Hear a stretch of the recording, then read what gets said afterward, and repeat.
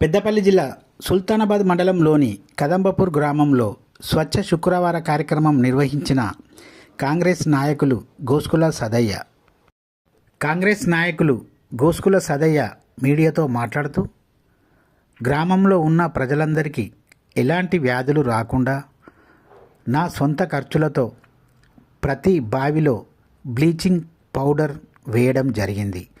వర్షాలు కొడుతున్న సందర్భంగా ప్రజలకు వ్యాధులు వచ్చే అవకాశం ఉంటుంది కాబట్టి సుల్తానాబాద్ మండలంలోని కదంబపూర్ గ్రామంలో ప్రతి ఇంటిలో ఉన్న బావుల యందు బ్లీచింగ్ పౌడర్, అలాగే డ్రైనేజీల యందు బ్లీచింగ్ పౌడర్ చల్లడం జరిగింది.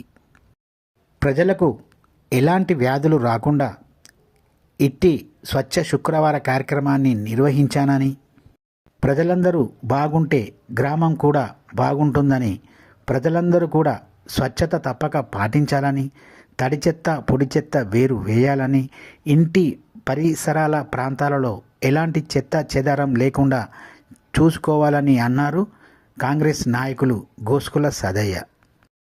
ఇలాంటి స్వచ్ఛ కార్యక్రమాలు ప్రతి శుక్రవారం నిర్వహిస్తున్నానని, గ్రామస్తులు కూడా నాకు సహకరించాలని అన్నారు సదయ్య.